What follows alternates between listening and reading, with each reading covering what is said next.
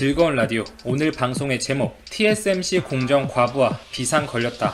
삼성전자가 날아갈 수밖에 없는 이유, 그리고 반도체 후공정 핵심 장비 국산화 성공, 이 두 가지 주제에 대해서 한번 자세히 들어가 보겠습니다. 좋아요, 구독 한 번씩만 부탁드리면서 시작합니다. 최근 삼성전자의 파운드리가 인텔, 퀄컴, 엔비디아 등의 굴지의 반도체 기업들로부터 대형 수주를 연이어 따내고 있는 상황입니다. 이전에 저희 방송에서 이와 관련된 소식을 자주 언급드렸는데요. 이를 단순히 TSMC의 생산 스케줄이 한계에 이르렀기 때문에 단순히 삼성전자가 반사 이익을 누리는 것뿐이라고 큰 의미를 부여할 내용은 아니라고 주장하시는 분들이 심심치 않게 계십니다. 이에 대한 반론이자 정확한 팩트를 가지고 한번 말씀을 드려보겠습니다. 우선 TSMC의 공정이 정말 과부하가 걸린 상태냐? 그렇습니다. AMD의 사례를 보면 정확한 내용을 짐작하실 수가 있는데요. AMD, CPU를 주로 하는 패미스 기업이죠. 인텔의 가장 강력한 대항마로 언급이 되는 기업입니다. 설계부터 자체적인 공정까지 모두 하고 있는 인텔과 비교해서 AMD는 일찌감치 TSMC 측에 위탁 생산을 맡겨서 제품을 만들어 오고 있었습니다. 올해 7월부터 AMD가 출시하는 일부 제품군의 공급 정체 현상이 눈에 띄게 관측되고 있다고 하는데요. AMD 측의 공식적인 입장은 경쟁 기업 인텔 대비 제품 스펙이 뛰어나서 판매가 잘 되고 있다 보니 벌어지는 현상이라고 설명을 하고 있습니다. 그러나 실상을 놓고 보면 마냥 그렇지만은 않은 것 같습니다. AMD의 3세대 라이젠 프로세서 중에 일부 제품은 한국, 중국, 일본을 중심으로 특히 재고 부족 현상을 심하게 겪고 있는데요. 가장 수요가 많은 라이젠 5 모델은 평소 20만원 안팎에서 거래가 되던 것이 공급이 수요를 따라가지 못하면서 가격이 크게 상승해서 한때 30만원에 근접한 가격까지 올랐습니다. 물론 해당 제품이 굉장히 우수한 성능을 갖고 있어서 소비자들에게 충분히 어필이 되고 있고 공급난을 겪고 있는 라이젠 5 모델 외에 라이젠 7 등의 재고량은 충분한 수준이라는 것이 AMD 측의 설명입니다. 그러나 막상 국내외 PC 제조업체들의 생각은 조금 다른 것 같습니다. 데스크탑 뿐만 아니라 노트북용 프로세서 역시 제때 공급되지 않고 있다는 것인데요. 물론 현재 중국발 바이러스 사태의 확산으로 인해서 전세계 물류 체인에 어느 정도 타격이 있는 것이 사실입니다만 그것만으로 설명하기에는 공급난이 심각하다는 것입니다. 이에 따라서 AMD의 제품을 대체할 수 있는 인텔 코어 프로세서 위주로 재조정하고 있는 형편이고 당장 공급을 해야 하는 물량은 해외에서 구해오는 것이 더 빠르다고 하는데요. 물론 이러한 공급 문제는 한국, 중국 등의 동아시아 국가들에서 국지적으로 벌어진 현상이에요. 특히 중국에서 해당 제품이 불티나게 팔리고 있는 것 맞습니다. AMD의 국지적인 수요 예측의 실패라고도 볼 수가 있는데 해당 사태가 일어난 근본적인 원인이 TSMC에 있다는 많은 전문가들의 의견에도 힘이 실리고 있는 상태입니다. 몇 달 전부터 수급 상황이 원활하지 않았는데 하반기에도 해당 문제가 해결될 것이라는 기대감이 전혀 없다는 것이에요. AMD가 라이젠 프로세서 이 제품을 더 생산하고 싶더라도 TSMC 측이 과부하가 걸린 상태여서 생산량을 기존에 약속한 물량 이상으로 늘릴 수 없는 상황이라고 볼 수가 있습니다. 블룸버그 통신도 이러한 TSMC의 과부하 상황을 인지하고 있고 관련 보도를 낸 바 있었는데요. TSMC의 7나노 공정 생산 캐파는 2021년 상반기까지 완전히 풀로 채워진 상태이기 때문에 예약된 물량만 처리하기도 빠듯해서 특정 회사의 생산량을 선택적으로 늘리는 것이 거의 불가능한 상태라는 것입니다. AMD뿐만 아니죠. 최근에는 소니의 플레이스테이션 5에 들어가는 프로세서의 수율 문제로 화두가 되었는데요. 해당 프로세서는 TSMC 측이 제조하고 있습니다. 블룸버그 통신이 보도한 내용에 따르면 이 플레이스테이션 5에 탑재되는 프로세서의 수율이 50%대에 불과하고 당초 예상했던 수율이 뽑히지 않자 소니는 당초의 계획을 변경해서 플레이스테이션 5의 초기 생산 물량을 3분의 2 가량으로 감축시켰다는 것이에요.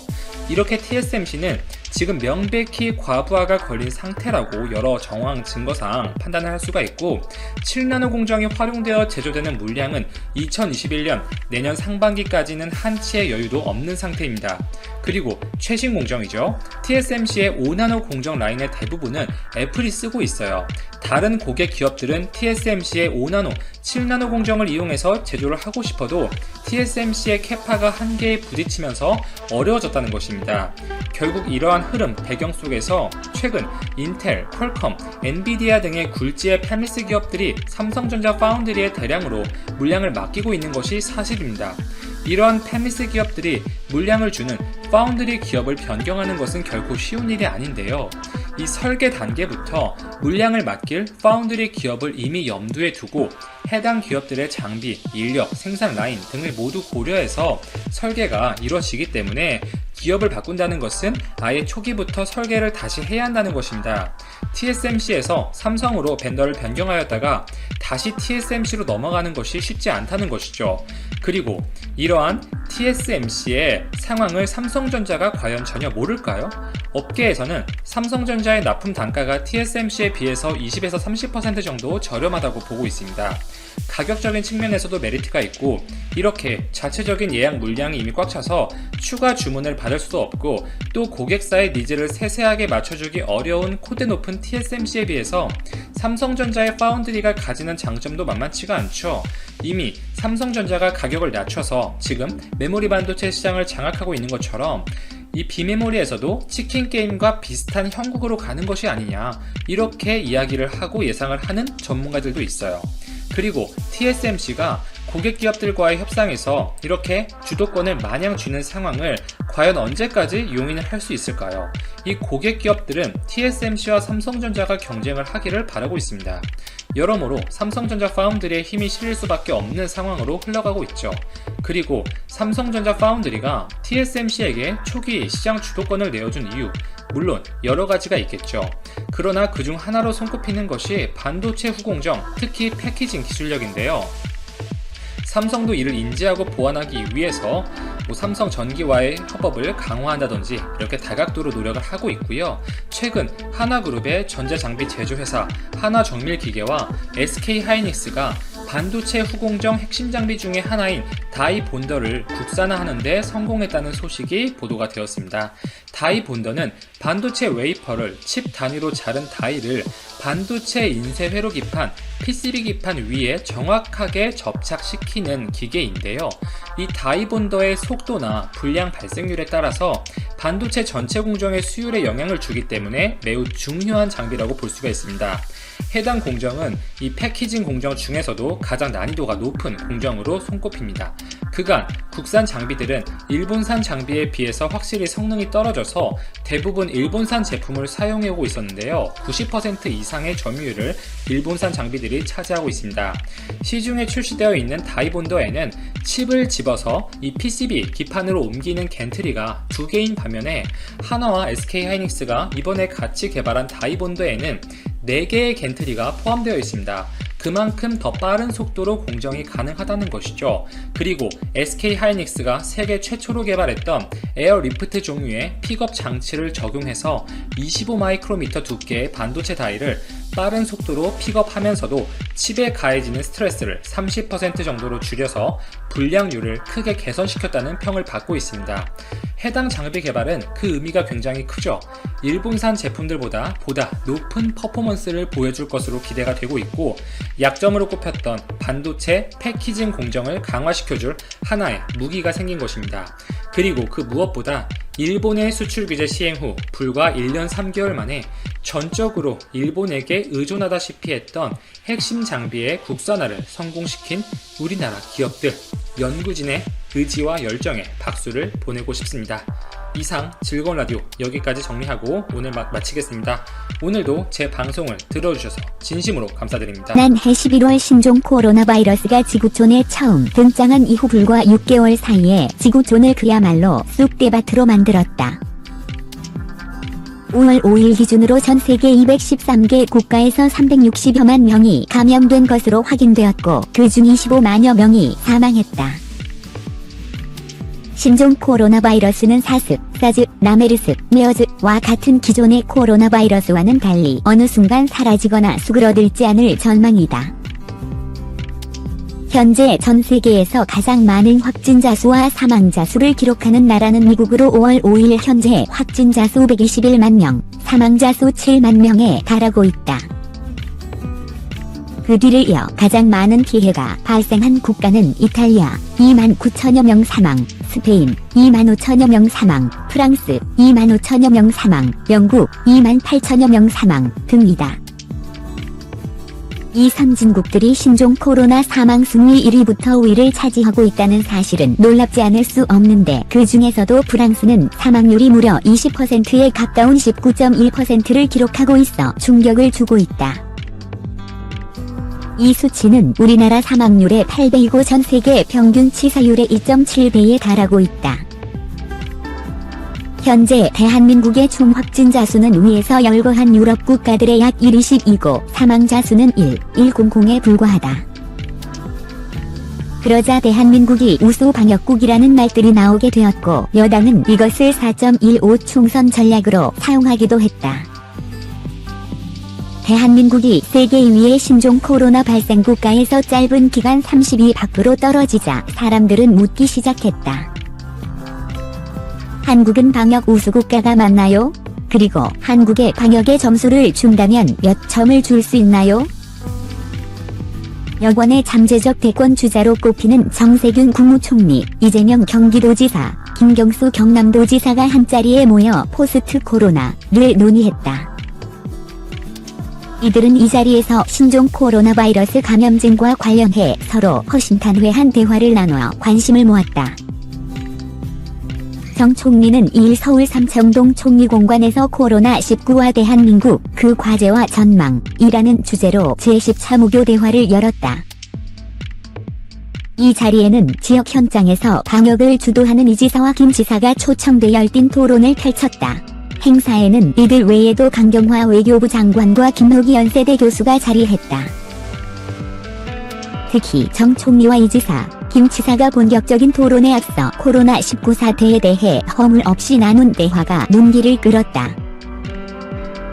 정 총리가 코로나19는 IQ 150이 넘나 보다 라고 농담을 하자 이 지사는 진화했나 라고 받아쳤다. 김 지사가 광주에 이어 경남도 긴장충이라고 우려를 나타내자 정 총리가 갑자기 베트남 대만은 잘 됐다는데 라고 반응했다. 이에 이 지사가 공항을 원천 봉쇄해 초기에 잡아서 라고 설명하자 정 총리는 우리는 개방경제의 사이드 국가라 그렇게는 못한다 여 고개를 저었다. 본격적인 토론이 진행되자 이들은 정부의 코로나19 방역 성과를 우선 공유하면서 현장 대응 과정에서 느낀 우리 사회의 과제들도 제시했다. 김 지사는 코로나19 시대의 민생 사각지대는 지방정부에 맡겨야 한다. 여 기업에 대해서는 맞춤형으로 신속히 지원해야 한다고 주장했다. 이 지사는 지원금을 현금이 아닌 지역형 화폐로 지급하면 경제 효과가 크다는 사실을 중앙정부에서도 참고하기 바란다. 일자리 정책의 경우 고용 자체를 늘리는 것보다 수요를 촉진하는 쪽으로 방향을 들어야 한다고 지적했다. 정 총리는 이에 대해 위기 극복을 위해 중앙과 지방정부 간 소통과 협력이 한동안 가장 중요한 과제가 될 것 같다고 말했다. 무교 대화는 정 총리가 각계각층의 의견을 듣고 이를 정책에 반영하기 위해 매주 목요일에 열고 있는 간담회 형태의 사회적 대화체다. 한국인이 비자를 받지 않고 갈 수 있는 나라가 189개국에 달해 한국 여권의 힘이 세계 3위인 것으로 집계됐다. 한국이 이달 1일부터 유럽연합 회원국 입국이 허용된 14개 국가에 포함됐다는 점을 고려하면 사실상 2위라는 분석도 나온다. 7일 미국 CNN 방송 등에 따르면 국제교류 전문업체 헬리앤드 파트너스가 이날 발표한 여권지수에서 한국은 189점으로 독일과 함께 공동 3위였다. 여권지수는 특정 국가의 여권을 가진 사람이 무비자로 방문할 수 있는 나라가 몇 개국인지를 나타내며 국제항공운송협회 자료를 토대로 산출된다. 베트남 주재 한국 대사관과 베트남 외교 아카데미, 한국국제교류재단은 8일 베트남 하노이 대우 호텔에서 제1차 한국, 베트남 전략대화를 갖고 양국 간 협력 방안을 논의했다. 특히 이 자리에서는 신종 코로나 바이러스 감염증 사태 여파로 끊긴 양국 간 인적 교류를 정상화하는 방안이 집중 논의됐다. 박노한 주 베트남 대사는 개회사에서 코로나19를 성공적으로 극복한 한국과 베트남이 양국 관계 발전 방안을 논의하게 돼 기쁘다면서 양국 관계를 이제 포괄적 전략적 협력 동반자 관계로 격상할 시기라고 생각한다고 말했다. 박 대사는 또 코로나19로 예측할 수 없는 위기와 변화를 맞고 있어 양국 간 협력이 그 어느 때보다 중요한 상황이라며 특히 양국 간 인적 교류를 하루빨리 정상화하는 것이 선결과제라고 밝혔다. 그러면서 이 자리는 격식을 차리고 덕담을 건네는 자리가 아니라 서로의 입장을 공유하고 아이디어를 허심탄회하게 나누는 자리라고 강조했다. 이에 앞서 주한 베트남 대사로 내정된 응우엔 보통 대부원장은 많은 어려운 환경에서도 양국이 전략적 동반자 관계를 발전시켜야 한다고 생각한다면서 이 자리에서 수행할 수 있는 일을 검토해 양국 관계가 더 빨리 나아갈 수 있도록 아이디어를 도출할 수 있으면 좋겠다고 말했다. 응 원장은 또 행사에 앞서 연합뉴스 특파원과 만나 이달 중순께부터 한국과 베트남 간 여객기 운항이 제한적으로 재개될 것으로 전망한다면서 코로나19 방역을 위한 격리 조치를 어떻게 할지 논의될 것이라고 밝혔다.